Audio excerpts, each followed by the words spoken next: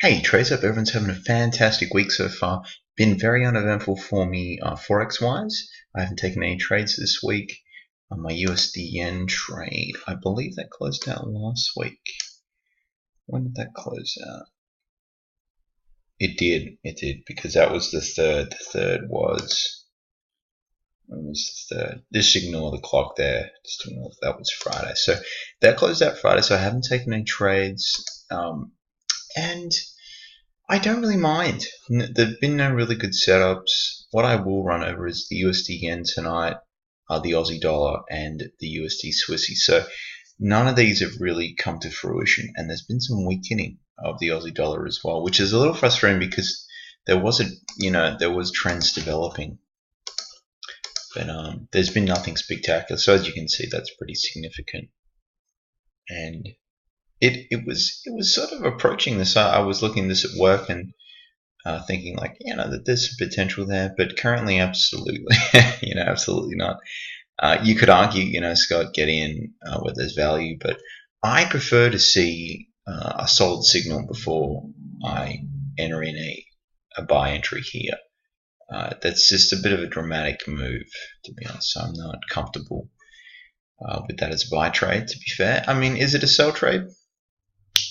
Well, I mean, it could be, but the probability is that it's going to continue sideways. You're going to see a bounce, and it's just going to hold sideways for a while. It could fade away. I like to see a second move for a sell trade. I mean, this you could enter, and it would be aggressive, but it could be a fake out. So it's not high probability, honestly. It needs more. It needs to do a lot more before, you go on the daily chart before I would say that's a reversal. So it gets a lot of newer traders.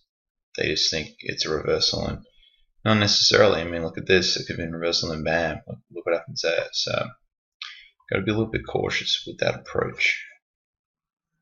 Sometimes being an aggressive trader does pay off, and sometimes it doesn't. And then when it doesn't, it's pretty bad for your mental state and for your money management. Aussie dollar, we will go over, and then that's probably going to be it in regards to setups. If nothing comes about tonight, I don't trade Friday. It's a bit of a different dynamic, and typically you won't see any setups either. And pardon me, that's just my approach. So we've got the Aussie dollar here.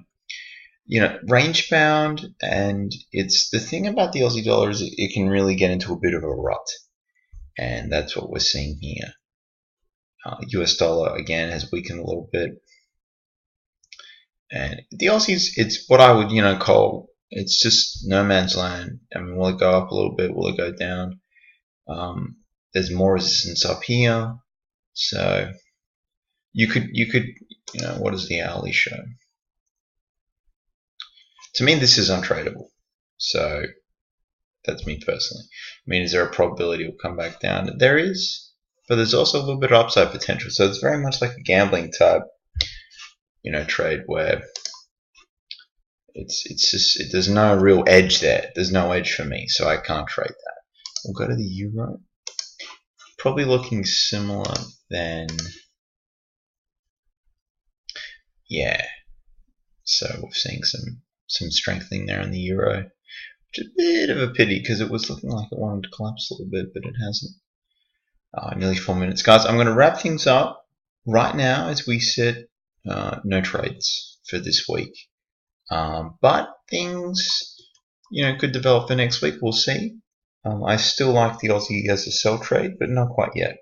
Thank you for watching, everyone, and have a fantastic day. And I will check in tomorrow. And good luck for your trading. Bye.